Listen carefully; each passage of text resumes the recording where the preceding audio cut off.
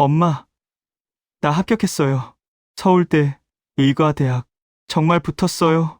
20살 류도연의 목소리가 겨울의 찬 공기를 찢고 묘지 위로 절규하듯 울려 퍼졌다. 곰팡이 냄새 나는 좁은 고시원에서 1년 넘게 오직 이 한마디를 전하기 위해 매달려온 치열한 시간이었다. 합격의 벅찬 안도감은 곧바로 약속을 지켰다는 격렬한 슬픔으로 변해 차가운 대리석 앞에 무릎을 꿇었다.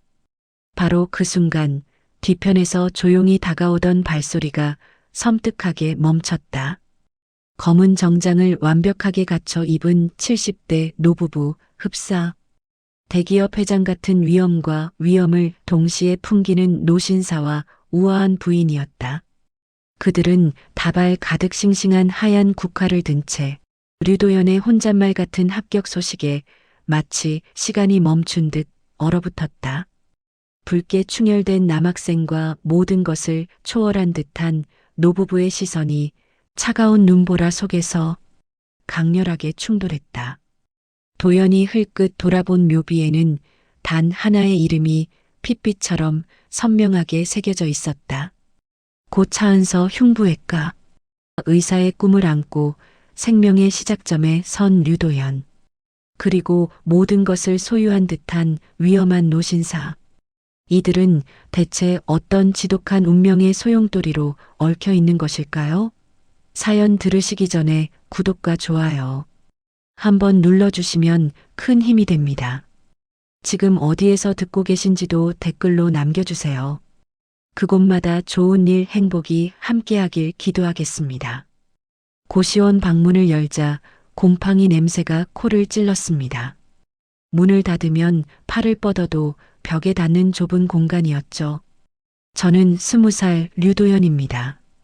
이곳에서 1년 넘게 홀로 지내며 대한민국 최고의 의대, 서울대 의과대학 합격만을 바라보며 살아왔습니다. 책상 위에는 낡은 참고서들이 쌓여 있었어요. 형광펜으로 빼곡히 칠해진 생물교과서, 모서리가 달아해진 수학 문제집, 그리고 벽에 붙은 한 장의 포스터.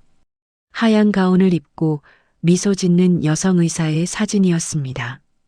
포스터 아래에는 흉부외과 전문의 차은서라는 이름이 인쇄되어 있었죠. 저는 그 포스터를 올려다보며 깊게 숨을 들이마셨습니다. 은서 이모.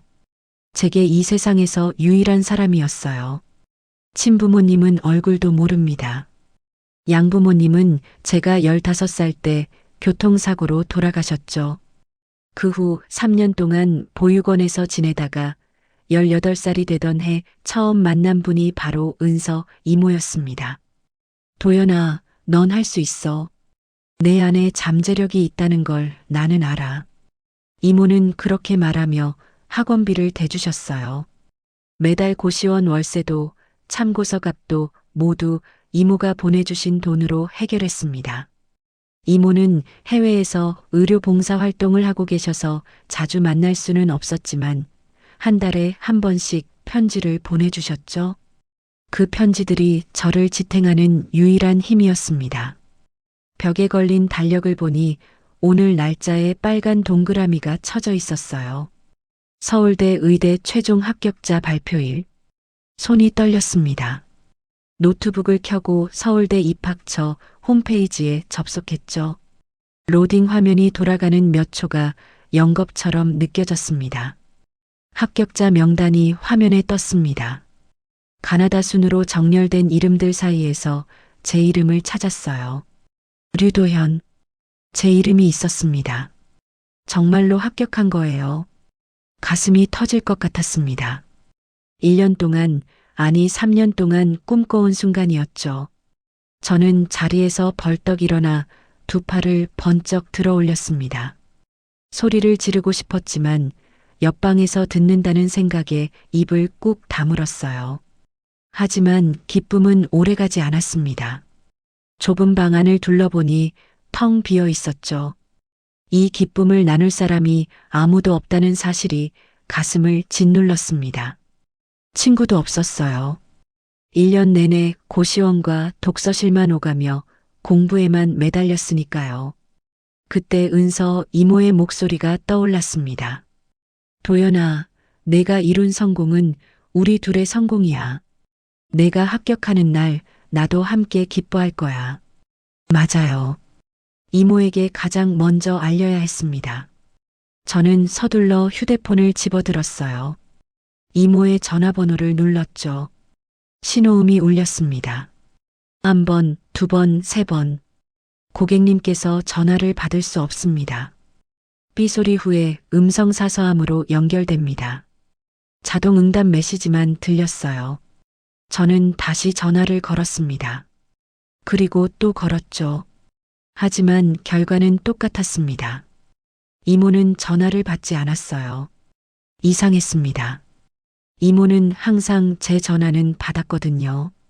봉사활동 중이어도 밤늦은 시간이어도 꼭 받아주셨죠. 가슴속에서 불안감이 스멀스멀 올라왔습니다. 저는 책상 서랍을 열어 이모가 보내준 편지들을 꺼냈어요. 분홍색 봉투에 담긴 편지들이 20장 넘게 쌓여 있었습니다. 가장 최근 편지는 한 달 전에 받은 거였죠. 도연아, 요즘 몸이 좀 안 좋지만 걱정하지 마. 나이가 나이다 보니 그런 거야. 넌 그냥 공부에만 집중해. 내가 합격하는 모습을 보는 게 내 꿈이야. 몸이 안 좋다는 말. 그때는 대수롭지 않게 넘겼는데 지금 생각하니 가슴이 철렁했습니다. 혹시 이모에게 무슨 일이 생긴 걸까요? 저는 편지 봉투들을 하나씩 펼쳐보았어요. 이모의 정갈한 글씨체가 눈에 들어왔습니다. 힘내라, 잘하고 있어. 곧 만날 수 있을 거야. 같은 응원의 말들이 가득했죠. 그런데 편지 맨 밑에서 1년 전 편지 한 통이 나왔습니다. 수능 직전에 받았던 편지였어요. 당시 수능을 망쳐서 재수를 결심했을 때였죠. 편지 내용은 짧았습니다. 도연아, 나 한동안 연락 못할 거야. 긴급한 봉사 프로젝트 때문에 통신이 안 되는 곳에 가게 됐어. 하지만 널 잊은 적은 단 한 번도 없어. 항상 내 곁에 있다고 생각해. 1년 전 편지. 그때부터 이미 이모는 연락이 뜸했던 거예요. 저는 가슴이 답답해졌습니다. 1년 동안 통화도 못했고 직접 만난 적도 없었죠. 편지 봉투를 다시 확인하다가 뭔가 이상한 걸 발견했습니다. 봉투 안쪽에 작은 종이 조각이 끼어 있었어요. 저는 그것을 꺼내 펼쳤습니다. 영수증이었습니다. 정확히는 영수증의 일부분이었죠. 반쯤 찢어진 상태였는데 윗부분에 서울대학교병원 외래진료라는 글자가 희미하게 보였습니다. 날짜는 1년 전 11월이었어요. 심장이 쿵 떨어지는 느낌이었습니다. 서울대 병원? 이모는 해외 봉사 중이라고 하지 않았나요? 그런데 왜 서울대병원 진료 영수증이 편지 봉투 안에 있는 걸까요? 저는 영수증을 손에 쥔 채 멍하니 앉아 있었습니다. 머릿속이 복잡했어요. 이모가 거짓말을 한 걸까요? 아니면 봉사를 떠나기 전에 병원에 들렀던 걸까요? 하지만 날짜를 보니 1년 전이었습니다. 그때부터 이미 이모는 서울에 있었던 걸까요? 의문이 꼬리를 물었습니다. 저는 다시 편지들을 뒤적였어요. 그러다 또 다른 메모지 한 장을 발견했습니다. 카페 냅킨에 휘갈겨 쓴 글씨였죠. 강남구 청담동 서울추모공원. 주소였습니다. 이모가 예전에 카페에서 제 수학 문제를 가르쳐 주시다가 급히 적어두셨던 것 같았어요. 당시에는 무슨 메모인지 몰라서 그냥 편지 사이에 끼워뒀었죠. 서울추모공원. 묘지가 있는 곳이었습니다. 이모가 왜 묘지 주소를 적어뒀을까요? 혹시 그곳에 이모가 보고 싶어하는 누군가의 무덤이 있는 걸까요? 저는 더 이상 가만히 앉아 있을 수 없었습니다. 일어나서 외투를 집어들었어요. 합격 발표가 난 날이었지만 기쁨은 온데간데 없었습니다. 오직 이모를 찾아야 한다는 생각뿐이었죠. 고시원 문을 나서며 뒤돌아보니 벽에 포스터가 보였습니다. 흰 가운을 입은 은서 이모가 환하게 웃고 있었어요. 하지만 그 미소가 오늘따라 슬퍼 보였습니다. 이모, 어디 계세요? 제가 합격했어요. 이모가 그렇게 바라던 서울대 의대에 붙었다고요. 중얼거리며 저는 고시원 계단을 내려갔습니다. 차가운 겨울바람이 얼굴을 때렸지만 아랑곳하지 않았어요. 가슴속 불안감은 점점 커져만 갔습니다. 사흘이 지났습니다. 합격 발표 이후 매일 이모에게 전화를 걸었지만 여전히 연결되지 않았어요. 음성사서함만 가득 찼을 뿐이었죠. 저는 고시원 방에 앉아 또다시 이모의 편지들을 꺼내 들었습니다. 20장이 넘는 편지들을 날짜 순으로 다시 펼쳐봤어요. 1년 전부터 최근까지의 편지들이었죠. 자세히 읽어보니 이상한 점이 하나둘 눈에 들어왔습니다. 1년 전 편지부터 이모의 글씨체가 조금씩 흔들리기 시작했어요. 처음에는 반듯하고 정갈했던 글씨가 점점 떨리는 느낌으로 바뀌었죠. 6개월 전 편지쯤 되니까 글자들이 삐뚤삐뚤해져 있었습니다. 마치 손에 힘이 없는 사람이 쓴 것처럼요. 가슴이 철렁 내려앉았습니다. 혹시 이모가 정말 아픈 건 아닐까요? 단순히 나이 때문이 아니라 심각한 병이라도 앓고 있는 걸까요? 저는 1년 전 편지를 다시 집어들었어요. 수능 직전에 받았던 그 편지 말이에요. 도연아, 나 한동안 연락 못할 거야. 긴급한 봉사 프로젝트 때문에 통신이 안 되는 곳에 가게 됐어. 하지만 그 편지 봉투 안에서 발견한 건 서울대 병원 진료 영수증이었습니다. 찢어진 영수증 조각을 다시 꺼내 들고 자세히 살펴봤어요. 서울대병원 외래진료라는 글자가 희미하게 보였죠. 날짜는 1년 전 11월 15일이었습니다. 해외 봉사가 아니었어요. 이모는 그때 서울에 있었습니다. 서울대병원 진료를 받았던 거예요. 왜 거짓말을 하신 걸까요? 왜 숨기신 걸까요? 배신감과 걱정이 뒤섞였습니다. 이모가 저를 속였다는 사실이 화가 났지만 동시에 이모가 혼자 아픔을 감당하고 있었다는 생각에 가슴이 미어졌어요. 저는 결심했습니다. 직접 이모를 찾아가야겠다고요. 편지 봉투에 적힌 발신자 주소를 확인했습니다. 서울 강남구 청담동의 한 아파트 주소였어요. 고급 주택가로 유명한 곳이었죠. 다음 날 아침 저는 청담동으로 향했습니다. 지하철을 2번 갈아타고 1시간 넘게 걸렸어요. 청담역에서 내려 10분쯤 걸으니 높은 아파트 단지가 나타났습니다. 정문 경비실에서 경비원 아저씨가 저를 물끄러미 바라봤어요. 낡은 외투를 입은 제 모습이 이곳과 어울리지 않았던 모양입니다. 어디 찾으세요? 경비원 아저씨가 조심스럽게 물었어요. 저는 편지 봉투에 적힌 동수와 호수를 말했습니다. 1503호에 사시는 분 찾아왔는데요. 경비원 아저씨의 표정이 이상하게 변했습니다. 눈썹을 찌푸리더니 고개를 가로저었어요. 그 집은 비어 있어요. 1년 넘게 사람이 안 살았습니다. 예, 그럴 리가요. 제가 이 주소로 편지를 받았는걸요. 저는 편지 봉투를 꺼내 보여줬습니다. 경비원 아저씨는 봉투를 잠깐 들여다보더니 한숨을 쉬었어요. 편지는 우체통에 넣으면 배달되죠. 하지만 그 집엔 정말 아무도 안 살아요. 가끔 우편물이 쌓여 있긴 한데 한 번도 찾아가는 사람을 본 적이 없습니다. 머리가 하얘졌습니다. 이모가 살고 있다던 집에 사람이 없다니요. 그럼 이모는 대체 어디서 지내신 걸까요? 혹시 그 집 주인이 누군지 아세요? 개인정보라 알려드릴 수가 없네요. 죄송합니다. 경비원 아저씨는 단호하게 말했습니다. 저는 더 이상 물어볼 수가 없었어요. 아파트 정문 앞에 멍하니 서서 한참을 생각했습니다. 이모는 제게 거짓 주소를 알려준 거였어요. 해외 봉사도 거짓말이었고 청담동 아파트도 거짓이었습니다. 그럼 진짜는 뭐죠? 이모의 진짜 모습은 대체 뭔가요? 저는 주머니에서 다른 메모지를 꺼냈습니다. 카페 냅킨에 휘갈겨 쓴 주소였죠. 강남구 청담동 서울 추모공원. 추모공원. 묘지가 있는 곳이었습니다. 이모가 왜 이 주소를 적어뒀을까요? 혹시 여기에 답이 있을까요? 저는 다시 걸었습니다. 추모공원까지는 30분 정도 걸렸어요. 낮은 언덕 위에 자리한 넓은 공원이었죠. 입구 표지판에는 서울 추모공원이라는 글자가 새겨져 있었습니다. 공원 안으로 들어가니 수백 개의 묘비들이 줄지어 서 있었어요.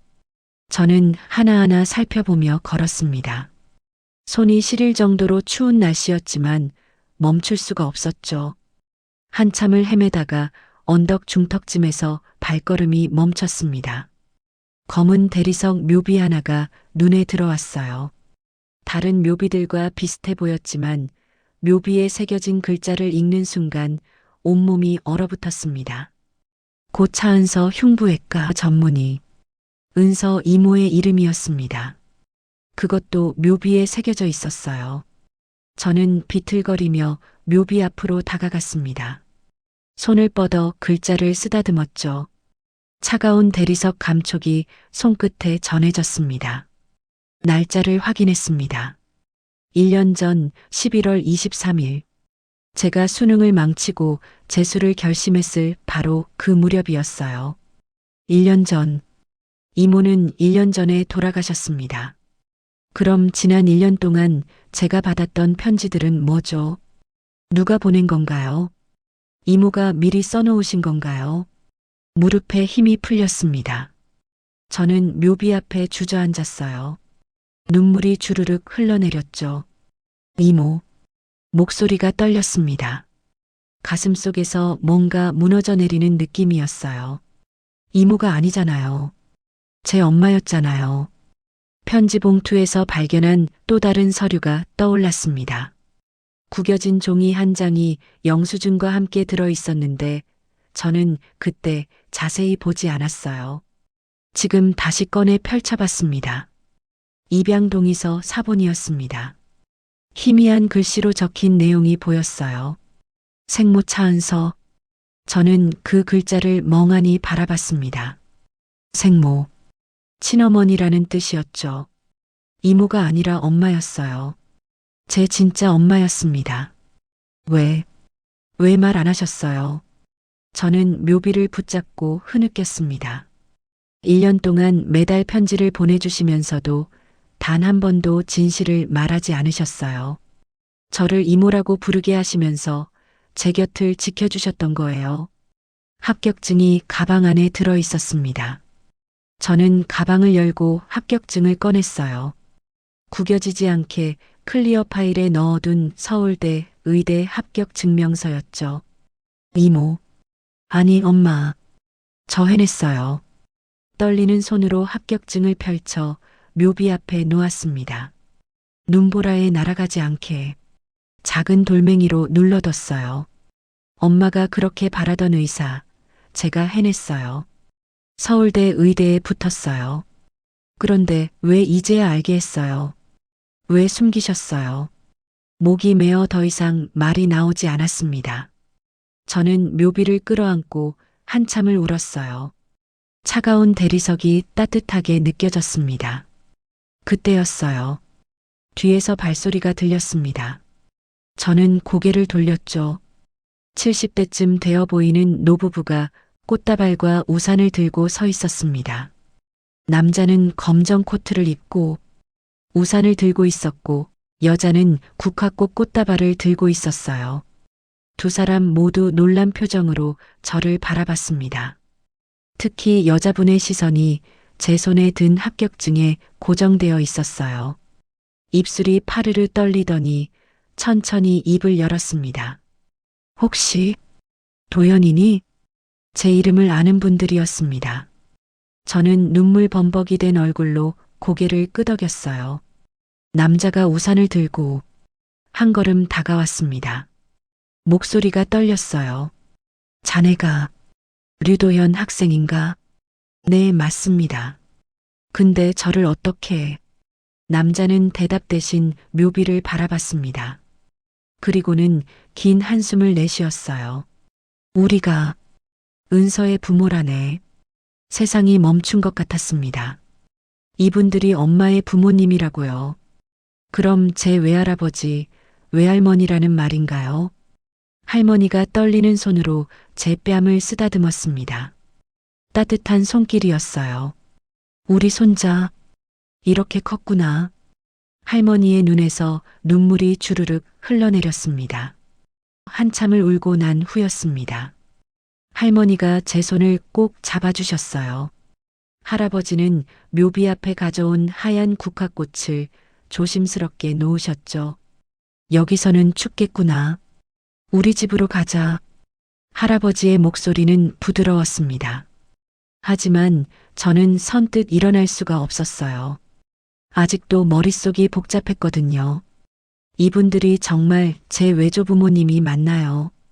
엄마는 왜 저를 버렸나요? 아니, 버린 게 아니라면 왜 숨겼나요? 할머니가 제 마음을 읽은 듯 말했습니다. 궁금한 게 많을 거야. 우리도 너에게 할 말이 많단다. 제발 우리 말 좀 들어줄 수 있겠니? 저는 천천히 고개를 끄덕였어요. 할아버지는 택시를 불렀습니다. 택시를 타고 30분쯤 달렸을까요? 차는 한남동의 고급 주택가에 멈춰 섰습니다. 높은 담장으로 둘러싸인 2층 집이었어요. 정원에는 소나무와 단풍나무가 심어져 있었고 현관 앞에는 돌계단이 있었죠. 집 규모만 봐도 평범한 집안이 아니라는 걸 알 수 있었습니다. 거실로 들어가니 벽면 가득 액자들이 걸려 있었어요. 대부분 가족 사진이었습니다. 그 중에서도 유독 눈에 띄는 사진이 있었죠. 하얀 가운을 입은 젊은 여성의 사진이었습니다. 엄마였어요. 재고시원 벽에 붙여뒀던 포스터 속 모습보다 훨씬 젊었죠. 26쯤 되어 보이는 모습이었습니다. 환하게 웃고 있는 엄마의 얼굴을 보니 가슴이 먹먹해졌어요. 할머니가 따뜻한 차를 내왔습니다. 유자차였어요. 김이 모락모락 나는 찻잔을 두 손으로 감싸니 조금 진정이 됐죠. 할아버지가 소파에 앉으며 입을 열었습니다. 먼저 자기소개를 해야겠구나.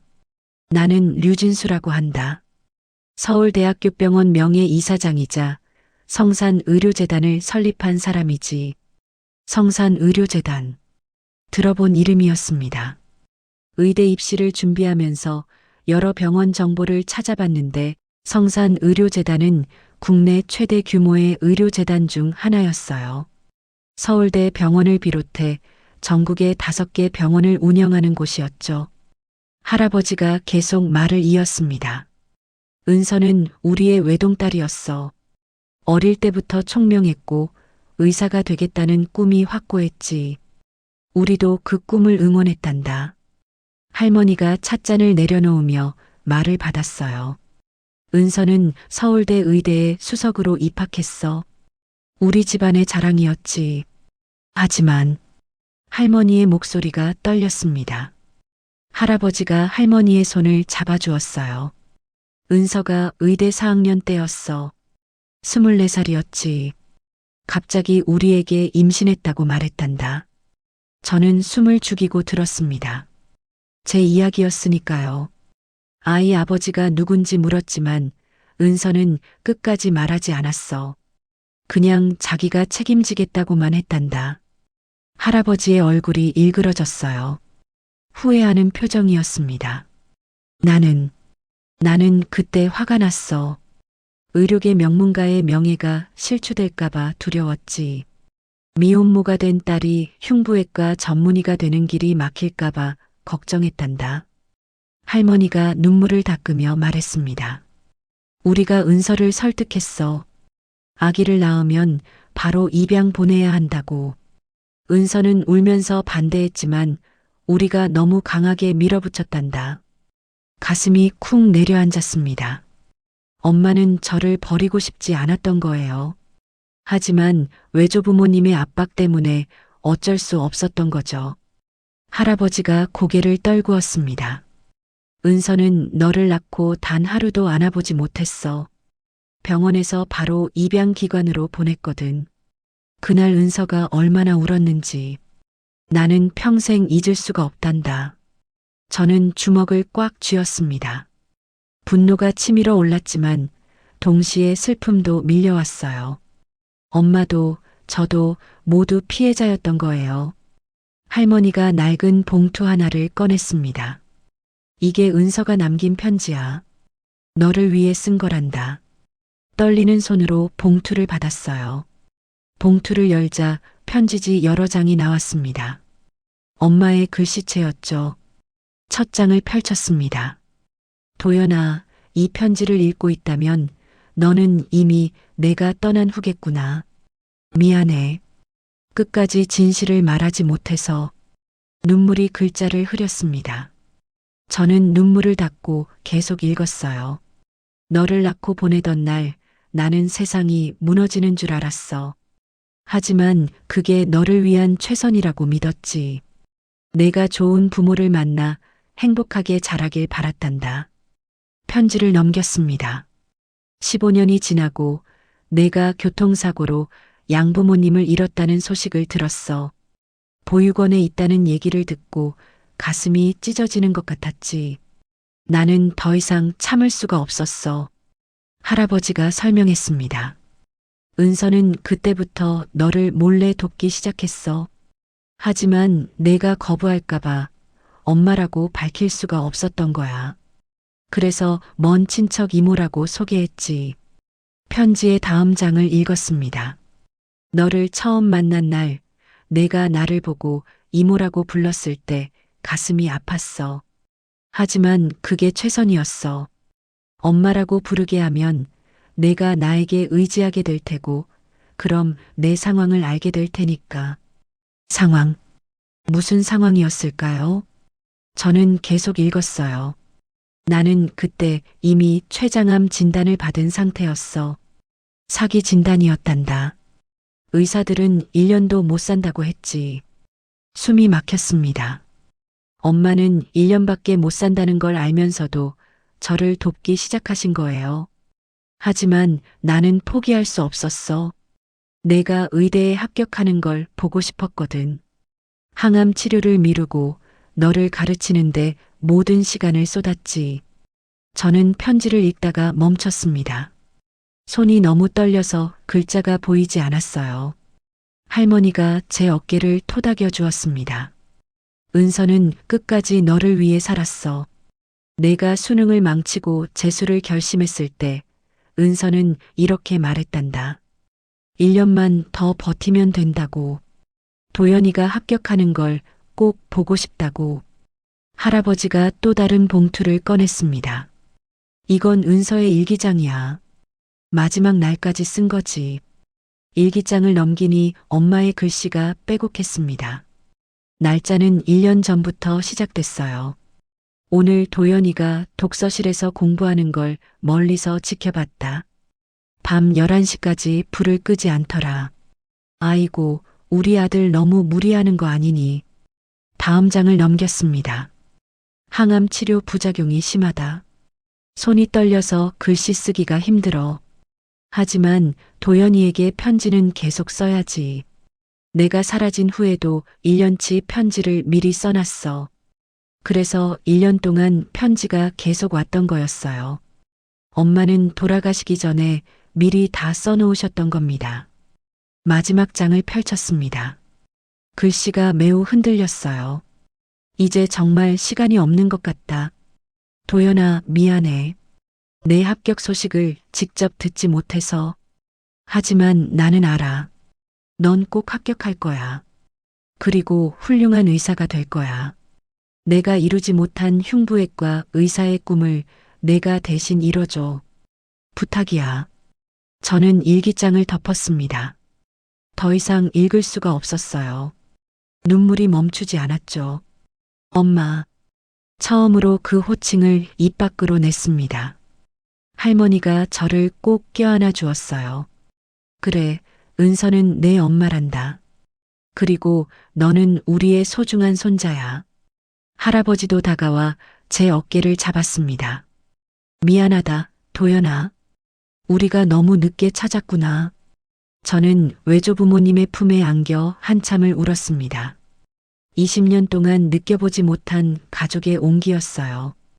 그날 밤 저는 외조부모님 댁 객실에서 잠을 청했습니다. 하지만 눈이 감기지 않았어요. 천장을 바라보며 오늘 있었던 일들을 되새겼죠. 엄마, 외조부모님, 그리고 숨겨진 진실들. 다음 날 아침 할머니가 정성스럽게 차린 아침 식사를 내왔습니다.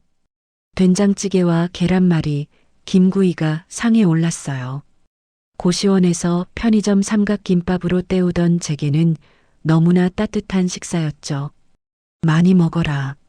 너무 말랐구나. 할머니의 목소리에는 걱정이 묻어 있었습니다. 저는 숟가락을 들었지만 목이 메어 잘 넘어가지 않았어요. 식사 후 할아버지가 저를 서재로 불렀습니다. 넓은 서재에는 의학 서적들이 벽면을 가득 채우고 있었어요.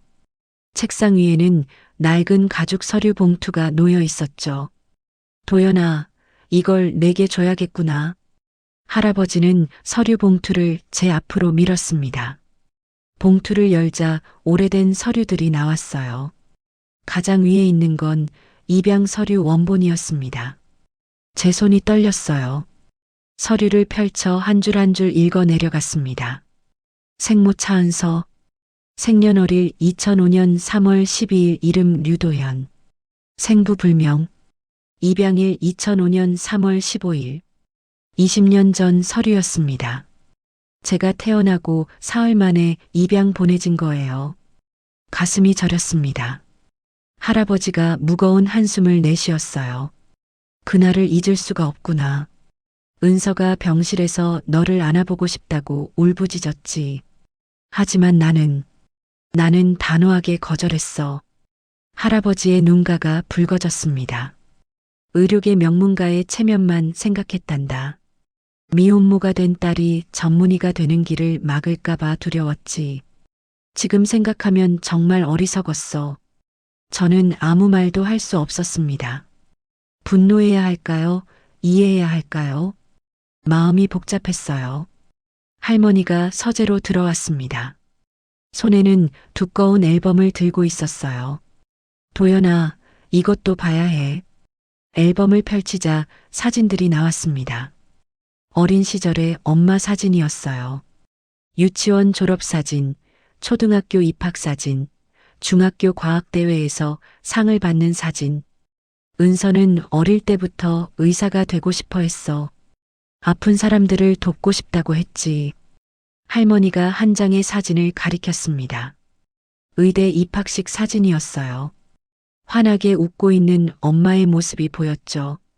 서울대 의대에 수석 입학했을 때 은서는 정말 행복해했어. 흉부외과 전문의가 되겠다는 꿈에 부풀어 있었단다. 다음 페이지를 넘기자 분위기가 달라졌습니다. 배가 불러온 엄마의 사진이었어요. 병실에서 찍은 것 같았죠. 얼굴에는 미소가 없었습니다. 임신 사실을 알고 나서 은서는 완전히 달라졌어. 학교도 휴학했고 집에만 틀어박혀 있었지. 할머니의 목소리가 떨렸습니다. 우리가 입양을 강요하자 은서는 이렇게 말했어. 자기는 엄마가 될 자격이 있다고. 아이를 꼭 키우고 싶다고. 저는 사진 속 엄마의 눈을 바라봤습니다. 슬픔과 절망이 가득한 눈빛이었어요. 할아버지가 서류 더미 아래에서 또 다른 봉투를 꺼냈습니다. 이건 은서의 통장이야. 내 엄마가 평생 모은 돈이 들어있지. 통장을 건네받았습니다. 표지를 넘기자 입출금 내역이 빼곡했어요. 가장 최근 잔액은 3억 원이 넘었습니다. 이게 전부 엄마 돈인가요? 그래. 은서는 레지던트 때부터 돈을 모으기 시작했어. 언젠가 너를 찾으면 대학까지 보내주고 싶다고 했지. 할아버지가 계속 설명했습니다. 은서가 전문의가 되고 나서 우리는 해외 의료 봉사 프로그램을 지원했어. 은서는 매달 봉사 활동비 명목으로 돈을 받았는데 그걸 한 푼도 쓰지 않고 모두 저축했단다. 제가 받았던 학원비, 고시원 월세, 참고서감, 모두 엄마가 평생 모은 돈이었던 거예요. 그리고 이건 할아버지가 마지막 서류를 꺼냈습니다. 유언장이었어요. 은서가 돌아가기 한 달 전에 작성한 거야. 유언장을 읽기 시작했습니다. 엄마의 글씨는 많이 흔들렸지만 또렷했어요. 나 차은서는 내 모든 재산을 아들 유도연에게 물려준다. 이 돈으로 도연이가 의대를 졸업하고 전문의가 되고 훌륭한 의사로 성장하길 바란다. 눈물이 주르륵 흘러내렸습니다. 엄마는 마지막 순간까지 저를 생각하셨던 거예요. 유언장 뒷면에는 손으로 쓴 메모가 있었습니다. 도연아, 엄마는 내게 미안해. 20년 동안 함께하지 못해서. 하지만 너를 사랑했어. 단 하루도 너를 잊은 적이 없단다. 부디 훌륭한 의사가 되어 생명을 구하는 고귀한 일을 해줘. 그게 엄마의 마지막 소원이야. 저는 유언장을 가슴에 꼭 안았습니다. 할머니가 다가와 제 등을 토닥여 주었어요. 도연아, 우리에게 한 가지 제안이 있단다. 할아버지가 조심스럽게 말을 꺼냈습니다. 너를 우리 집안의 정식 후계자로 삼고 싶구나. 성산의료재단을 이어받아 경영하는 거야. 저는 고개를 들었습니다. 할아버지의 눈빛은 진지했어요. 서울대 의대를 졸업한 후 재단 경영 교육을 받으면서 전문의 과정도 밟을 수 있어. 은서가 이루지 못한 꿈을 내가 대신 이루는 거지. 할머니도 거들었습니다. 은서는 생전에 병원의 부조리를 고치고 싶어 했어. 환자보다 돈을 우선시하는 경영진들, 비리와 횡령. 그런 걸 없애고 싶다고 했단다. 저는 잠시 생각했습니다. 성산의료재단의 후계자. 엄청난 제안이었죠. 하지만 뭔가 석연치 않았어요. 할아버지, 할머니. 저는 천천히 입을 열었습니다. 감사합니다. 정말 감사해요. 하지만 저는 그 제안을 받을 수 없을 것 같아요. 두 분의 표정이 굳어졌습니다. 왜 그러니, 도연아? 엄마는 제가 부와 권력을 쫓는 사람이 되길 바라지 않으셨을 거예요. 진정한 의사가 되길 원하셨죠. 생명을 구하는 흉부외과 전문의가 되는 게 엄마의 꿈이었잖아요. 저는 유언장을 다시 펼쳤습니다. 엄마는 이렇게 쓰셨어요. 훌륭한 의사가 되라고. 재단을 경영하라는 말씀은 없으세요. 할아버지가 한숨을 쉬었습니다. 하지만 도연아, 재단을 바로잡는 것도 의미 있는 일이야. 그건 할아버지께서 하실 일이에요. 저는 제 길을 가고 싶어요. 엄마처럼 환자를 직접 치료하는 의사가 되고 싶습니다. 저는 단호하게 말했습니다. 할머니가 제 손을 잡았어요. 알았어, 도연아. 내 뜻을 존중할게. 하지만 한 가지만 약속해줘. 뭔데요, 할머니? 어려울 때는 언제든 우리에게 도움을 청해. 우리는 내 가족이니까. 저는 고개를 끄덕였습니다. 할머니가 환하게 웃었어요. 그래, 착하지. 이제 우리 손자 제대로 챙겨야겠다. 그날 저녁 외조부모님은 저를 위해 성대한 저녁 식사를 준비해 주셨습니다. 갈비찜과 잡채, 동그랑땡까지 제가 좋아할 만한 음식들이었어요. 식사를 하며 할아버지가 말했습니다. 도연아, 고시원은 이제 그만 나와라. 우리가 오피스텔 하나 구해줄게. 아니에요, 괜찮아요. 괜찮긴. 내가 공부에 집중하려면 좋은 환경이 필요해. 엄마가 남긴 돈도 있잖니. 할머니도 거들었습니다. 맞아. 은서도 그걸 바랐을 거야. 저는 잠시 고민하다가 고개를 끄덕였습니다. 그럼 작은 곳으로 부탁드려요. 그래, 알았어. 학교 근처로 알아볼게. 그날 밤 저는 엄마의 편지를 다시 한번 읽었습니다. 마지막 문장이 가슴에 와닿았어요. 도연아, 내가 의사가 되어 누군가의 생명을 구할 때 엄마도 함께 있을 거야. 내 손끝에, 내 마음속에. 저는 편지를 조심스럽게 접어 가슴 주머니에 넣었습니다. 이제 저에게는 목표가 명확했어요. 엄마의 꿈을 이루는 것, 흉부외과 전문의가 되는 것, 그리고 생명을 구하는 고귀한 의사가 되는 것. 사흘이 지났습니다. 외조 부모님 댁에 머물면서 엄마의 유품을 하나씩 정리했어요. 할머니가 가져다 준 상자 속에는 엄마가 의대 시절 쓰던 해부학 교과서, 낡은 청진기, 그리고 두꺼운 수첩이 들어 있었습니다. 수첩을 펼치자 엄마의 글씨가 빼곡했어요. 환자 기록이었습니다. 날짜별로 정리된 수술 케이스들이 적혀 있었죠. 심장 판막 치환술, 관상동맥 우회술, 폐절제술, 흉부외과 전문의로서 엄마가 집도했던 수술들이었습니다. 그런데 마지막 몇 장은 달랐어요. 수술 기록이 아니라 뭔가 다른 내용이었죠. 저는 자세히 들여다봤습니다. 2024년 8월 17일 성산재단 이사회 회의. 강태준 이사장이 또다시 중국산 인공심장 판막 도입을 강행하려 한다. 식약처 승인도 제대로 받지 않은 제품인데 가격이 싸다는 이유만으로 밀어붙이고 있다. 나는 반대 의견을 냈지만 무시당했다. 제 손이 떨렸습니다. 엄마가 병원 내부의 문제를 기록해둔 거였어요. 다음 페이지를 넘겼습니다. 2024년 9월 3일. 강 이사장 측 사람들이 나를 압박한다. 조용히 입 다물고 있으면 흉부외과 과장 자리를 보장하겠다고 한다. 하지만 나는 거절했다. 환자의 생명이 달린 문제인데 어떻게 눈 감을 수 있나? 저는 숨을 깊게 들이마셨어요. 엄마는 병원 내부의 비리와 싸우고 있었던 겁니다. 2024년 9월 22일. 오늘 췌장암 진단을 받았다. 사기다. 의사들은 6개월이라고 한다. 하지만 나는 포기할 수 없다. 도연이가 재수하는 동안 옆에 있어줘야 한다. 강 이사장의 비리도 반드시 밝혀내야 한다. 눈물이 주르륵 흘러내렸습니다. 엄마는 시한부 선고를 받고도 저와 정의를 위해 싸우셨던 거예요.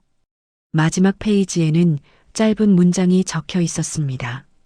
내가 이루지 못한 꿈을 도연이가 대신 이루길 바란다. 정직한 의사, 생명을 구하는 진정한 의사. 그것이 내 마지막 소원이다. 저는 수첩을 꼭 안았습니다. 가슴이 먹먹했어요. 그때 거실 문이 열렸습니다. 할아버지가 무거운 표정으로 들어오셨어요. 뒤따라 할머니도 들어왔는데 두 분 모두 얼굴이 굳어 있었습니다. 도연아, 앉아라.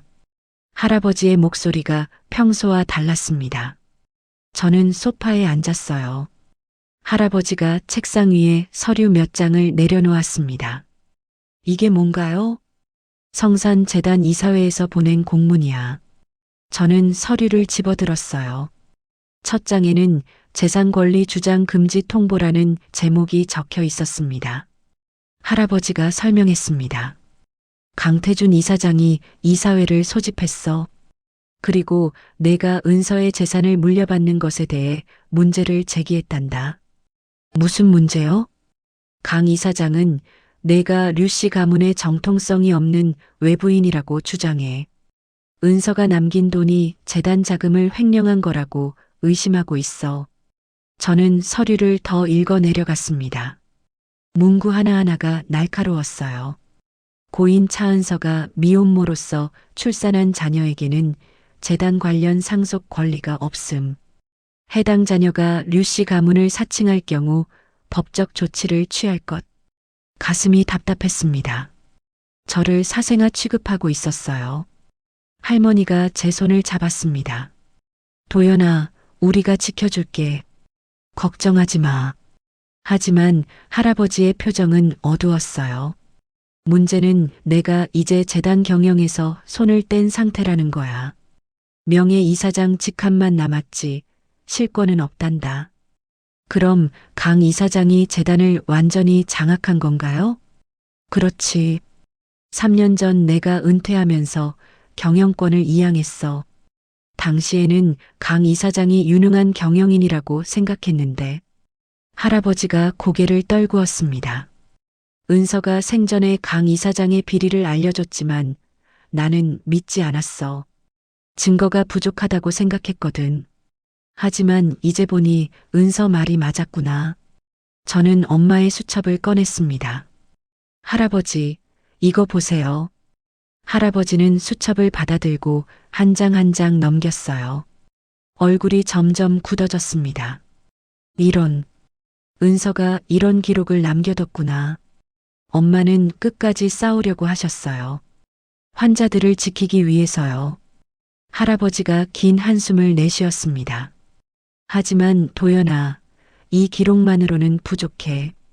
강 이사장을 고발하려면 확실한 증거가 필요하단다. 그때 거실 문이 벌컥 열렸습니다. 양복을 입은 50대 남자가 들어왔어요. 뒤에는 검은 정장을 입은 사람 둘이 따라왔죠. 누구십니까? 할머니가 놀라서 물었습니다. 남자는 차갑게 웃었어요. 성산 재단 법무팀장 김민석입니다. 강태준 이사장님의 지시로 왔습니다.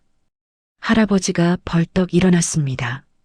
어떻게 허락도 없이 남의 집에 들어와. 류 이사장님, 진정하십시오. 저희는 공식 업무로 왔습니다. 김민석이라는 남자가 서류 봉투를 꺼냈어요. 이건 강 이사장님이 보내신 경고장입니다. 류도현 씨에게 전달하러 왔습니다. 저는 자리에서 일어났습니다. 저한테 무슨 경고죠? 류도현 씨, 당신은 류 씨 가문의 정통 후계자가 아닙니다. 미혼모의 자식으로서 가문의 명예를 실추시킬 자격밖에 없죠. 그 말에 화가 치밀었습니다. 하지만 저는 참았어요. 김민석이 계속 말했습니다. 고인 차은서 씨가 당신에게 남긴 재산에 대해 재단 측은 횡령 의혹을 제기합니다. 해당 자금이 재단 운영비를 유용한 것으로 의심되므로 법적 조사를 시작할 겁니다. 무슨 헛소리예요? 엄마는 평생 모은 돈을 증명할 수 있습니까? 차은서 씨의 통장 입금 내역을 보면 재단에서 나간 돈이 상당합니다. 할아버지가 끼어들었습니다. 그건 봉사활동비로 지급된 정당한 급여야. 그걸 증명하려면 법정에서 다퉈야겠죠. 하지만 소송은 오래 걸립니다. 6개월, 1년, 어쩌면 2년도 걸릴 수 있어요. 김민석이 비웃듯 말했습니다. 그 시간 동안 류도현 씨는 범죄자, 가족으로 낙인 찍힐 겁니다. 서울대 의대 입학도 취소될 수 있죠. 제 얼굴이 하얘졌습니다. 의대 입학 취소라니요. 김민석이 한 걸음 다가왔어요. 하지만 방법이 있습니다. 강 이사장님께서 제안을 하나 하셨어요. 무슨 제안이죠? 조용히 물러나십시오. 재산 상속을 포기하고 류 씨 가문과의 관계도 부정하세요. 그럼 우리도 더 이상 문제 삼지 않겠습니다. 저는 주먹을 꽉 쥐었습니다. 만약 거절하면요? 그럼 끝까지 법적으로 싸울 겁니다. 당신의 미래도 류 이사장님의 명예도 모두 무너뜨릴 거예요. 할머니가 벌떡 일어나 소리쳤습니다. 당장 나가. 우리 손자를 협박하지 마. 김민석은 웃으며 명함을 책상 위에 내려놓았습니다. 잘 생각해 보시길 바랍니다. 일주일 드리겠습니다. 그들이 나가고 나서 거실은 무거운 침묵에 휩싸였어요.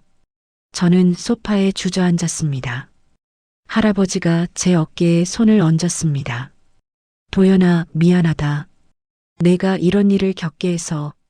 아니에요, 할아버지. 제 잘못이 아니잖아요. 하지만 가슴은 무거웠습니다. 엄마가 남겨주신 돈, 그리고 제 미래가 위협받고 있었어요. 할머니가 울먹이며 말했습니다.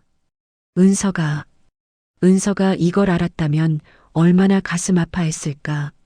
저는 엄마의 수첩을 다시 꺼냈습니다. 마지막 페이지의 문장을 다시 읽었어요.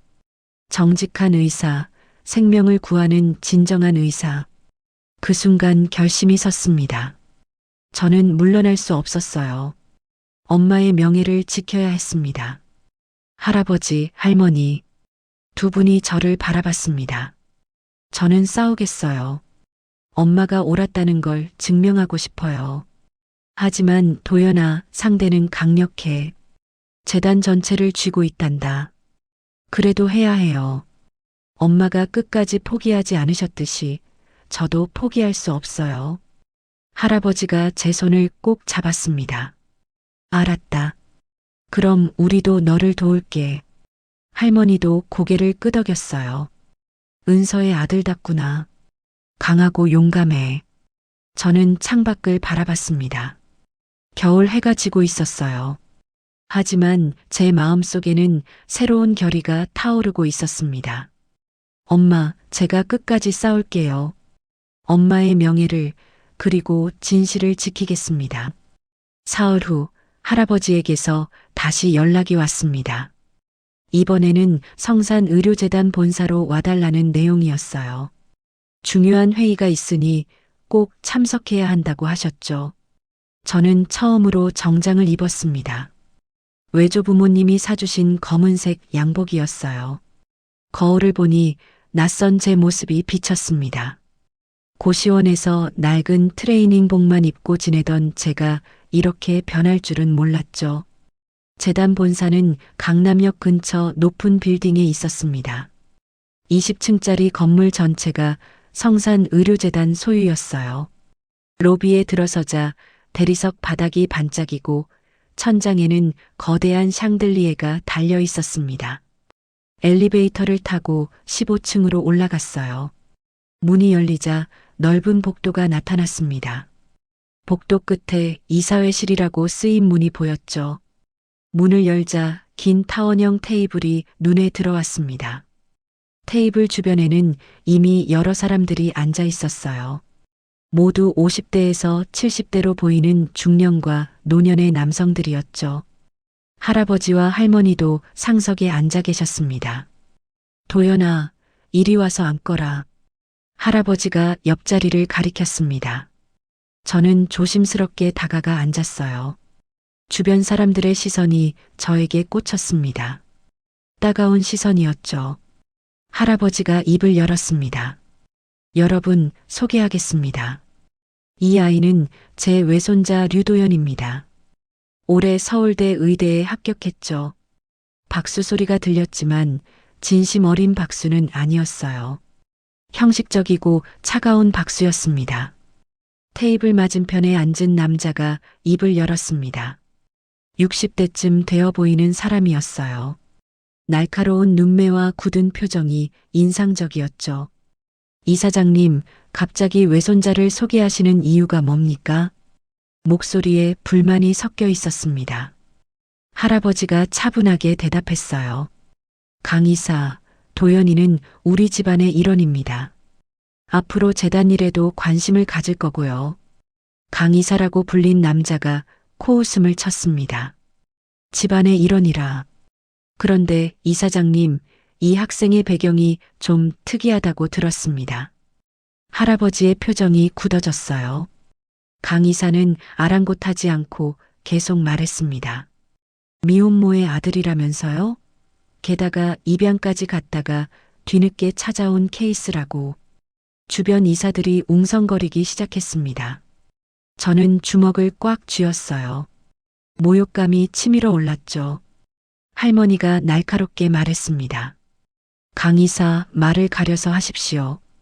도연이는 우리 딸 은서의 아들입니다. 그래서 더 문제 아닙니까? 차은서 전문의는 재단 내부의 골칫거리였잖습니까? 경영진을 상대로 감사를 요구하고 비리를 운운하며 난리를 쳤죠. 제 심장이 쿵쿵 뛰었습니다. 엄마가 재단 내부의 비리와 싸웠다니요. 처음 듣는 이야기였어요. 강 이사가 저를 똑바로 쳐다봤습니다. 류도현 학생, 솔직히 말하죠. 당신은 이 재단과 어울리지 않습니다. 명문가의 후계자가 되려면 혈통과 교육이 중요한데 당신에게는 둘 다 없어요. 강태준 이사, 할아버지가 목소리를 높였습니다. 하지만 강태준은 멈추지 않았어요. 이사장님도 아시잖습니까? 재단 내부에서 차은서 전문의를 어떻게 평가했는지. 이상주의자, 몽상가, 현실을 모르는 사람이라고 했죠. 그런 사람의 아들을 후계자로 삼겠다는 겁니까? 저는 자리에서 일어났습니다. 더 이상 참을 수가 없었어요. 강태준 이사님, 제 목소리가 떨렸지만 최대한 침착하게 말했습니다. 제 엄마를 함부로 평가하지 마십시오. 엄마는 환자를 최우선으로 생각한 훌륭한 의사였습니다. 강태준이 비웃듯 웃었어요. 훌륭한 의사? 그래서 재단 자금을 마음대로 쓴 건가요? 당신 엄마가 남긴 그 3억이라는 돈, 출처가 의심스럽다는 걸 아십니까?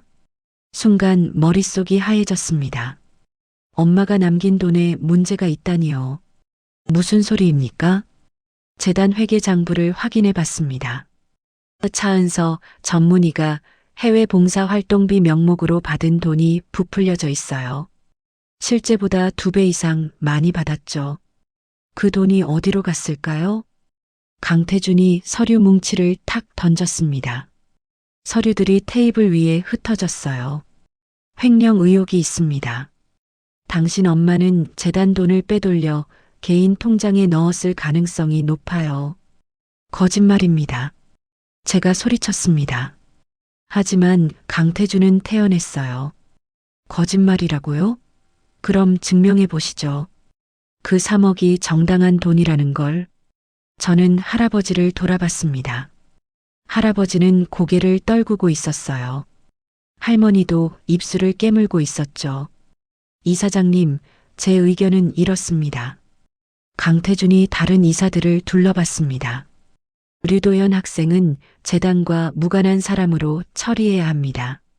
그리고 차은서 전문의의 횡령 의혹에 대해서는 법적 조치를 취해야 해요. 재단의 명예를 위해서라도 말이죠. 다른 이사 한 명이 거들었습니다. 강 이사 말이 맞습니다. 재단은 투명하게 운영되어야 합니다. 의혹이 있다면 반드시 밝혀야죠. 저도 동의합니다. 또 다른 이사가 손을 들었어요. 순식간에 분위기가 기울었습니다. 대부분의 이사들이 강태준 편이었던 거예요. 할아버지가 주먹으로 테이블을 쳤습니다. 그만들 하시오. 은서는 평생 정직하게 살았습니다. 횡령 같은 건 절대 하지 않았어요. 그렇다면 증거를 보여주십시오.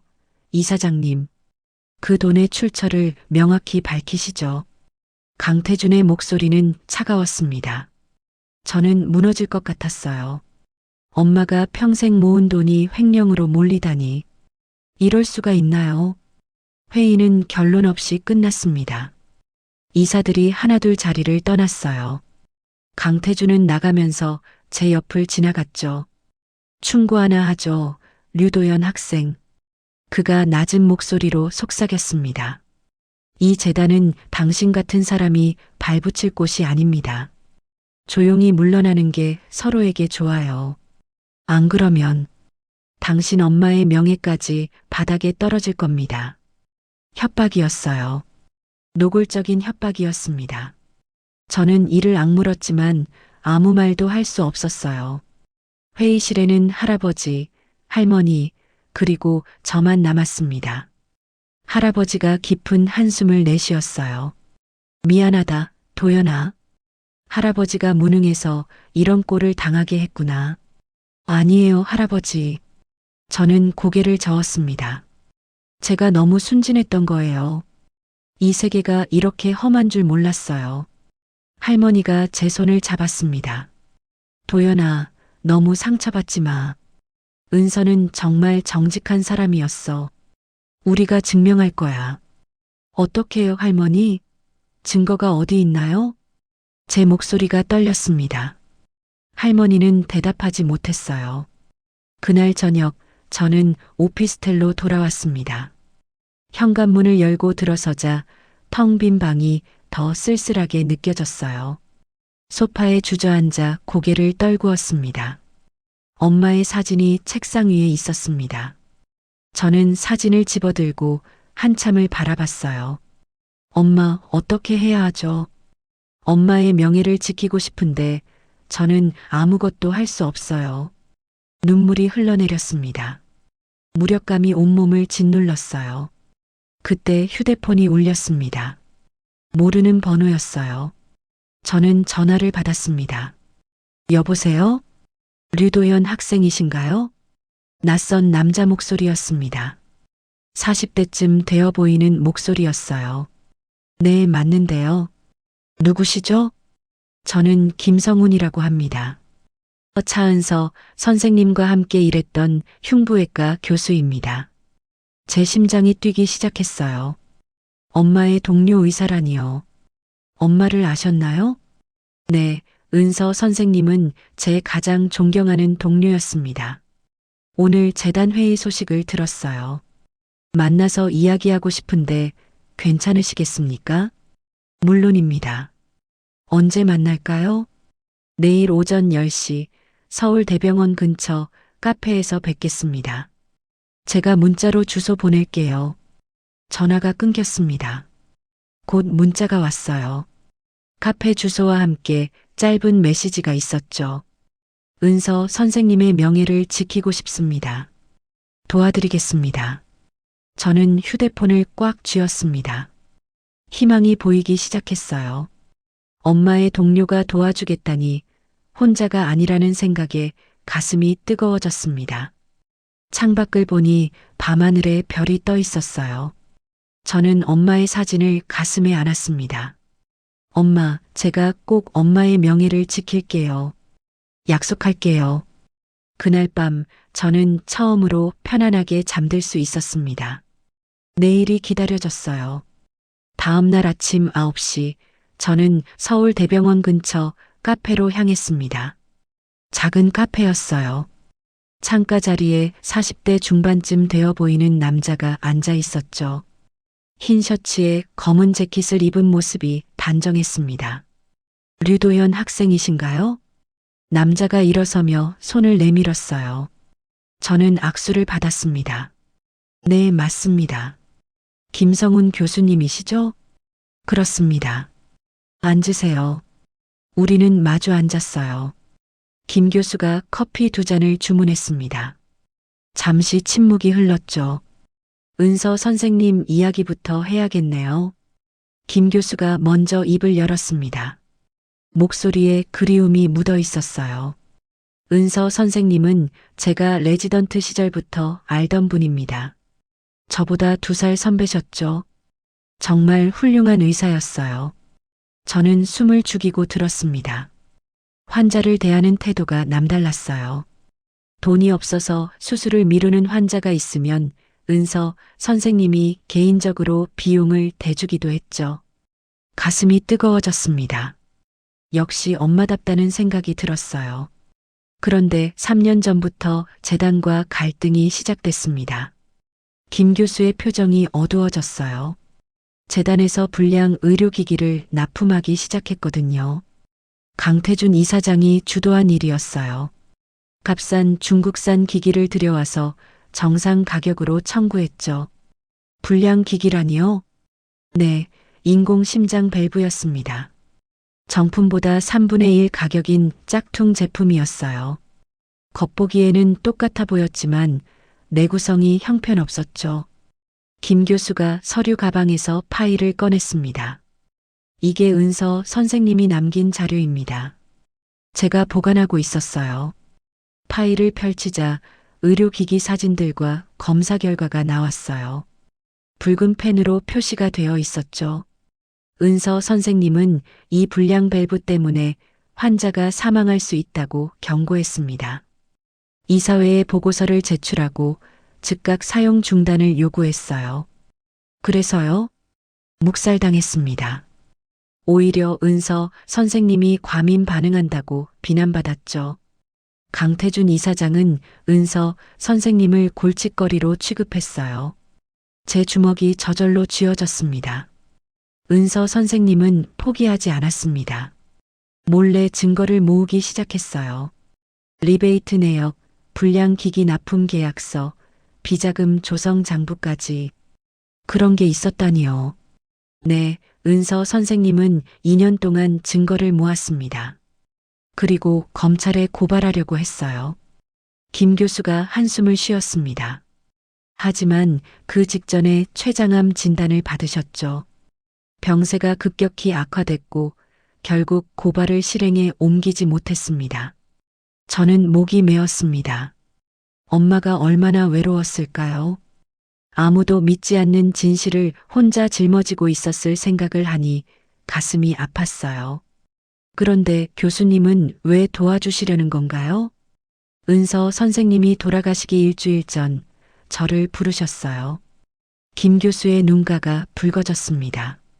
병실에 누워 계셨는데 손을 떨면서 제게 낡은 청진기 케이스를 주셨어요. 그 안에 USB가 들어있다고 하셨죠. USB요? 네, 모든 증거가 담긴 USB였습니다. 은서 선생님은 이렇게 말씀하셨어요.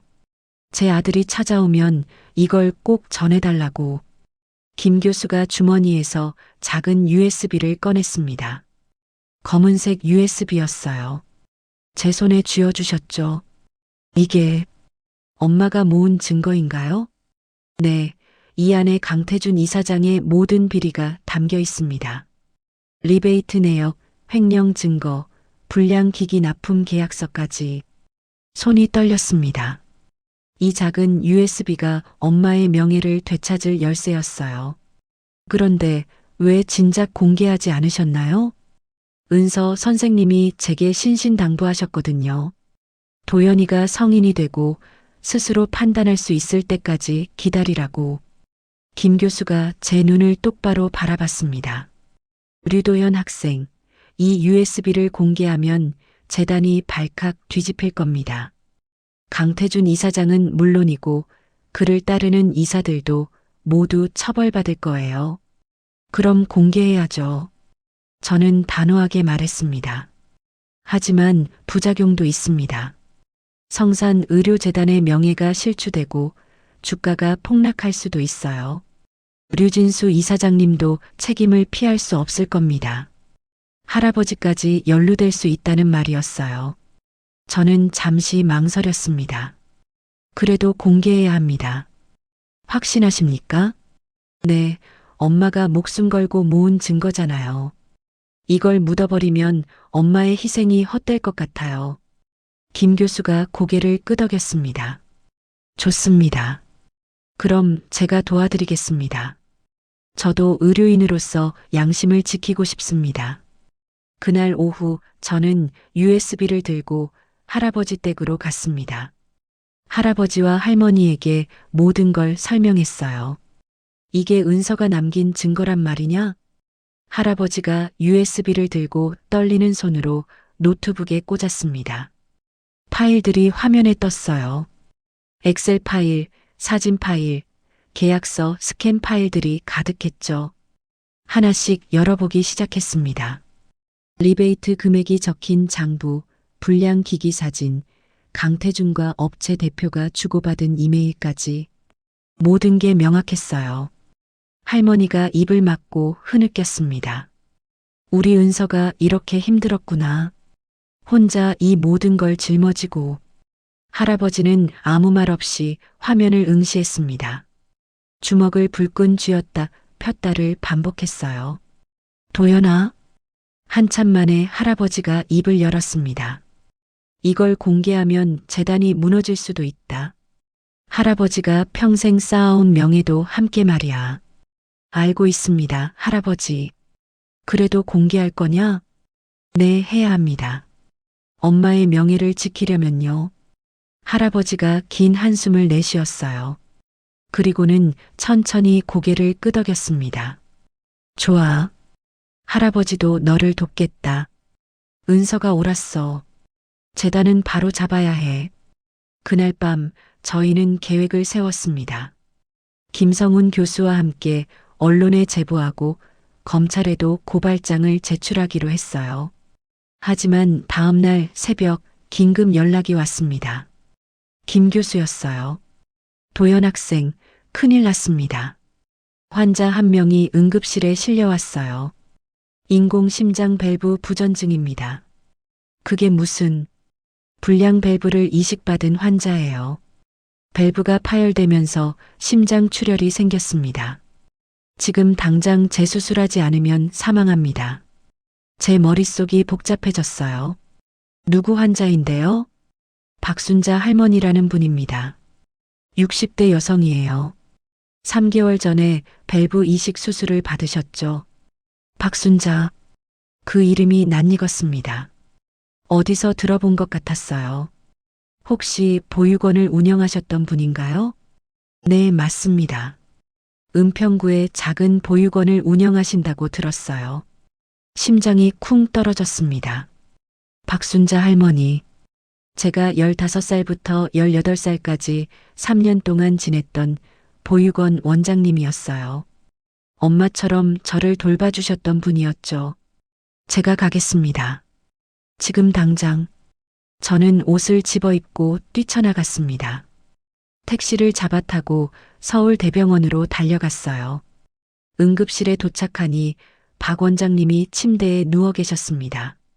산소 마스크를 쓰고 계셨고 모니터에는 불규칙한 심박수가 찍혀 있었어요.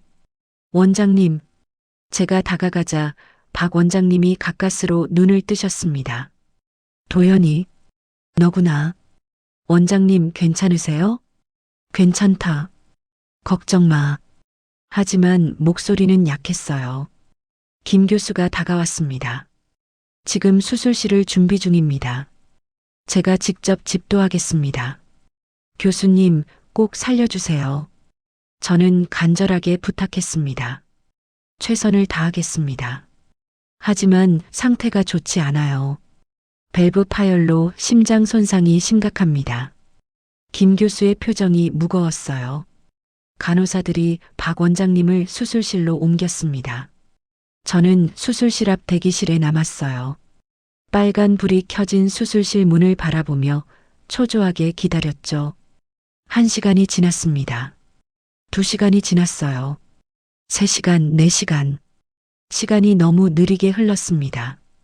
5시간쯤 지났을까요? 수술실 문이 열렸습니다. 김 교수가 나왔어요. 수술복에는 땀이 배어 있었죠. 저는 벌떡 일어났습니다. 교수님, 원장님은요? 김 교수가 마스크를 벗으며 고개를 끄덕였습니다. 성공했습니다. 파열된 밸브를 제거하고 정상 밸브로 교체했어요. 이제 회복실로 옮길 겁니다. 온몸에 힘이 빠졌습니다. 저는 그 자리에 주저앉았어요. 안도의 눈물이 흘러내렸죠. 감사합니다, 교수님. 정말 감사합니다. 김 교수가 제 어깨를 두드렸습니다. 도연 학생, 이게 바로 증거예요. 불량 밸브 때문에 환자가 죽을 뻔했습니다. 더 이상 미룰 수 없어요. 저는 고개를 끄덕였습니다. 박 원장님의 모습을 보고 나니 확신이 섰어요. 이 비리를 반드시 세상에 알려야 한다고요. 그날 저녁 할아버지와 할머니가 병원으로 오셨습니다. 저희는 회의실에 모였어요. 도연아, 결정했니? 할아버지가 물었습니다. 네, 공개하겠습니다. 박 원장님처럼 피해 입는 환자가 더 생기기 전에요. 할아버지가 제 손을 잡았습니다. 할아버지도 같은 생각이다. 은서의 뜻을 이어야 해. 다음 날 아침 저희는 기자회견을 열었습니다. 서울대병원 대강당에 수십 명의 기자들이 모였어요. 할아버지가 먼저 입을 열었습니다. 저는 성산의료재단 이사장 류진수입니다. 오늘 이 자리에서 재단 내부의 심각한 비리를 고발합니다. 플래시가 터졌습니다. 기자들이 웅성거렸어요. 강태준 현 이사장은 3년 전부터 불량 의료기기를 납품하고 리베이트를 받아왔습니다. 그 증거를 제출하겠습니다.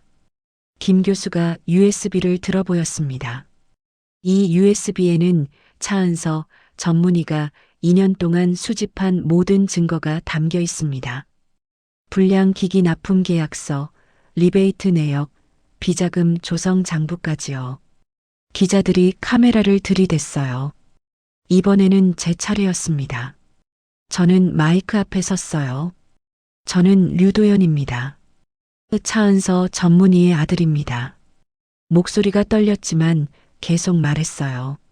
제 어머니는 환자의 생명을 최우선으로 생각한 의사였습니다. 재단의 비리를 고발하려다 병으로 돌아가셨죠. 어머니는 혼자 싸웠습니다. 아무도 믿어주지 않았지만 끝까지 진실을 지켰어요. 저는 USB를 들어 올렸습니다. 어제 불량 밸브 때문에 환자 한 분이 죽을 뻔했습니다. 저를 키워주신 은인이셨어요. 더 이상 이런 일이 반복되어선 안 됩니다. 플래시가 더 밝게 터졌습니다. 오늘 이 자리에서 어머니의 명예를 되찾습니다. 그리고 약속합니다. 저는 어머니처럼 환자를 최우선으로 생각하는 의사가 되겠습니다. 기자회견이 끝나고 검찰에 고발장과 증거를 제출했습니다. 다음 날 아침 모든 신문 일면에 성산의료재단 비리가 대서특필됐어요. 강태준 이사장은 당일 구속됐습니다. 그를 따르던 이사들도 줄줄이 조사받았죠. 일주일 후 박 원장님이 회복실에서 깨어나셨습니다. 저는 병실로 달려갔어요. 원장님, 박 원장님이 희미하게 웃으셨습니다. 도연아, 내 소식 들었어. 정말 대단하구나. 원장님 덕분이에요. 원장님이 살아주셔서 제가 용기를 낼 수 있었어요. 아니야. 내 엄마가 훌륭했던 거지. 그 용기가 너한테도 있구나. 원장님이 제 손을 꼭 잡았습니다. 도연아, 훌륭한 의사가 되렴. 내 엄마처럼. 네, 원장님. 꼭 그렇게 하겠습니다. 저는 원장님께 깊게 인사했습니다. 엄마가 저를 지켜보고 계신 것 같았어요. 6개월이 흘렀습니다. 봄이 왔어요. 서울대 캠퍼스에는 벚꽃이 만개했습니다. 저는 의대 1학년 학생으로서 첫 학기를 보내고 있었어요. 강태준 이사장은 재판에서 징역 7년을 선고받았습니다. 횡령과 의료기기 부정 납품 혐의가 모두 인정됐어요. 성산재단은 새로운 경영진으로 교체됐죠. 할아버지는 재단 이사장직을 전문 경영인에게 넘기고 명예이사장으로 물러나셨습니다. 그리고 재단은 엄마를 기리기 위해 특별한 결정을 내렸어요. 차은서 장학재단을 설립한 겁니다. 경제적으로 어려운 의대생들을 지원하는 장학재단이었죠. 오늘은 장학재단 개소식이 열리는 날이었습니다. 저는 정장을 입고 행사장으로 향했어요. 서울대병원 강당이었습니다. 강당 입구에는 큰 현수막이 걸려 있었어요. 차은서 장학재단 개소식이라는 글자가 선명했습니다. 가슴이 뭉클했어요. 안으로 들어가니 100여 명의 사람들이 모여 있었습니다. 의대 교수들, 병원 직원들, 그리고 엄마와 함께 일했던 동료들이었어요. 할아버지와 할머니가 단상에 앉아 계셨습니다. 두 분 모두 정장을 입고 계셨어요. 할머니는 검은색 한복을 입으셨죠. 정민호 교수가 저를 보고 손을 흔들었습니다. 옆에는 낯선 여성 2명이 서 있었어요. 30대쯤 되어 보이는 분들이었습니다. 도연 씨, 이분들을 소개할게요. 정 교수가 말했습니다. 이분은 박수진 선생님이에요. 은서 선생님이 수술로 살린 환자분이죠. 박수진이라는 여성이 저를 보며 눈물을 글썽였습니다. 도연 씨, 정말 만나고 싶었어요. 저는 1년 반 전에 심장 수술을 받았어요. 불량 판막 때문에 죽을 뻔했는데 차은서 선생님이 15시간 동안 수술해서 살려주셨어요. 제 목이 메었습니다. 그랬군요. 선생님은 제 생명의 은인이에요. 그런데 선생님이 돌아가셨다는 소식을 듣고 얼마나 슬펐는지 몰라요. 수진 씨가 제 손을 꼭 잡았습니다. 도연 씨가 선생님의 명예를 지켜줘서 고마워요. 정말 고마워요.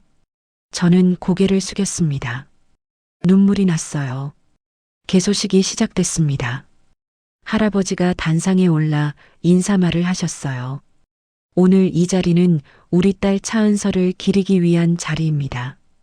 은서는 평생 환자를 최우선으로 생각한 의사였습니다. 할아버지의 목소리가 떨렸습니다. 하지만 저는 부끄럽습니다. 은서가 살아있을 때 제대로 지켜주지 못했습니다. 의료계의 부조리와 싸우던 딸을 외면했죠. 할아버지가 고개를 숙였어요. 이 장학재단은 은서의 뜻을 이어가기 위한 것입니다. 경제적으로 어려운 학생들이 꿈을 포기하지 않도록 돕겠습니다. 그것이 은서가 바랐던 일이니까요. 박수 소리가 터져 나왔습니다. 저도 함께 박수를 쳤어요. 다음은 제 차례였습니다. 저는 떨리는 마음으로 단상에 올랐어요. 마이크 앞에 섰습니다. 안녕하십니까? 저는 차은서 선생님의 아들 류도연입니다. 목소리가 떨렸습니다. 심호흡을 하고 계속 말했어요. 저는 20살이 될 때까지 엄마를 몰랐습니다. 이모라고 불렀죠. 하지만 엄마는 항상 제 곁에 계셨어요. 멀리서 지켜보며 응원해 주셨습니다. 눈물이 흘렀습니다. 닦지 않았어요. 엄마는 제게 의사가 되라고 하셨습니다. 생명을 구하는 고귀한 일을 하라고요. 저는 그 뜻을 이루겠습니다. 반드시 흉부외과 전문의가 되어 엄마처럼 환자를 위하는 의사가 되겠습니다. 강당이 조용해졌습니다. 모두가 저를 바라보고 있었어요. 그리고 이 장학재단을 통해 더 많은 학생들이 꿈을 이루길 바랍니다. 엄마가 저에게 해주셨던 것처럼요. 감사합니다. 저는 고개를 숙여 인사했습니다. 우레와 같은 박수가 쏟아졌어요. 단상에서 내려오니 할머니가 저를 안아주셨습니다. 잘했어, 도연아. 은서도 들었을 거야. 행사가 끝나고 저는 사람들과 인사를 나눴습니다. 많은 분들이 엄마 이야기를 해주셨어요. 엄마가 얼마나 훌륭한 의사였는지, 얼마나 환자를 사랑했는지. 저녁이 됐습니다. 할아버지와 할머니, 그리고 정민호 교수와 함께 저녁 식사를 했어요. 조용한 한정식 집이었습니다. 도연아, 이제 학교 생활은 어떠니? 할아버지가 물으셨습니다. 좋아요. 공부가 힘들긴 하지만 재미있어요. 다행이구나. 혹시 어려운 거 있으면 언제든 말해라. 네, 할아버지. 정 교수가 잔을 들었습니다. 도연 씨, 축하해요. 정말 멋진 학생이에요. 아니에요. 교수님 덕분이에요. 은서가 자랑스러워 할 거예요. 아들이 이렇게 의젓하게 자랐으니까요. 저는 웃으며 고개를 끄덕였습니다. 식사 후 저는 혼자 엄마의 묘지로 향했습니다. 오늘 꼭 가고 싶었어요. 손에는 하얀 국화꽃 다발을 들고 있었죠. 묘지에 도착하니 해가 지고 있었습니다. 저녁 노을이 하늘을 붉게 물들였어요. 엄마의 묘비 앞에 무릎을 꿇고 앉았습니다. 꽃을 조심스럽게 놓았어요. 엄마, 오늘 장학재단 개소식이 있었어요. 많은 분들이 오셨어요. 모두 엄마를 기억하고 계셨어요. 바람이 불었습니다. 부드러운 바람이었어요. 저 이제 의대생이에요. 꿈에 그리던 서울대 의대에 다니고 있어요. 해부학도 배우고 생리학도 배워요. 어려운데 재미있어요. 묘비를 쓰다듬었습니다. 차가운 대리석이 손끝에 닿았어요. 엄마, 사실 가끔 외로워요. 친구들은 부모님과 통화하고 집에 가는데 저는 갈 곳이 없거든요. 하지만 할아버지, 할머니가 계셔서 다행이에요. 눈물이 또 났습니다. 하지만 슬픈 눈물은 아니었어요. 엄마, 약속할게요. 꼭 훌륭한 의사가 될게요. 엄마처럼 환자를 사랑하는 흉부외과 전문의가 되겠어요. 그리고 엄마가 저에게 해주신 사랑을 다른 사람들에게도 나눠줄게요. 주머니에서 작은 상자를 꺼냈습니다. 엄마가 남긴 청진기였어요. 저는 그 청진기를 목에 걸었습니다. 이 청진기로 수많은 생명을 살릴게요. 엄마, 지켜봐 주세요. 해가 완전히 졌습니다. 별들이 하나둘 떠오르기 시작했어요. 저는 일어나서 묘비의 마지막 인사를 했습니다. 그리고 돌아서려는데 뒤에서 목소리가 들렸습니다. 도연 씨? 돌아보니 박수진 씨가 서 있었습니다. 손에 꽃다발을 들고 있었어요. 아, 수진 씨. 여기는 어떻게? 저도 선생님께 인사드리러 왔어요. 매달 한 번씩 와요. 수진 씨가 묘비 옆에 꽃을 놓았습니다. 선생님 덕분에 저 살았어요. 그래서 늘 감사한 마음으로 살고 있어요. 엄마가 기뻐하실 거예요. 수진 씨가 저를 바라봤습니다. 도연 씨, 선생님은 제게 이렇게 말씀하셨어요. 살아있다는 것 자체가 축복이라고요. 그러니까 열심히 살라고요. 그랬군요. 저는 그 말을 믿어요. 그래서 매일 최선을 다해 살아요. 도연 씨도 그렇게 사셨으면 좋겠어요. 저는 고개를 끄덕였습니다. 네, 그렇게 살겠어요. 엄마가 주신 생명, 소중히 쓸게요. 수진 씨와 함께 묘지를 나왔습니다. 밤하늘에는 별이 가득했어요. 일주일 후, 저는 다시 일상으로 돌아갔습니다.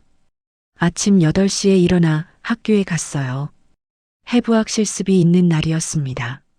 실습실에는 20명의 학생들이 모여 있었습니다. 교수님이 들어오시며 말씀하셨어요. 오늘은 심장 해부를 할 겁니다. 주의 깊게 관찰하세요. 저는 엄마의 청진기를 만졌습니다. 가슴 주머니에 넣어뒀었어요. 엄마도 이런 실습을 했을 거예요. 똑같은 자리에서 똑같은 꿈을 꾸며 실습이 시작됐습니다. 저는 심장의 구조를 하나하나 관찰했어요.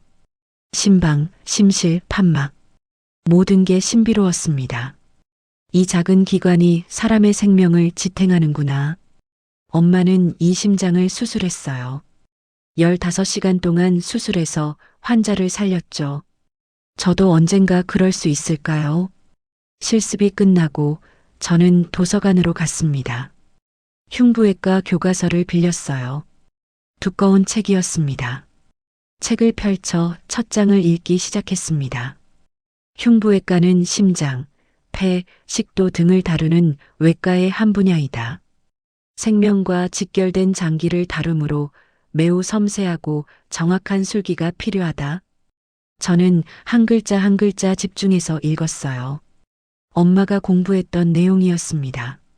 엄마의 발자취를 따라가는 기분이었어요. 저녁이 됐습니다. 도서관을 나와 기숙사로 걸어갔어요. 캠퍼스에는 가로등이 켜졌습니다. 휴대폰이 울렸어요. 할머니였습니다. 도연아, 밥은 먹었니? 네, 할머니. 학생 식당에서 먹었어요. 잘했네.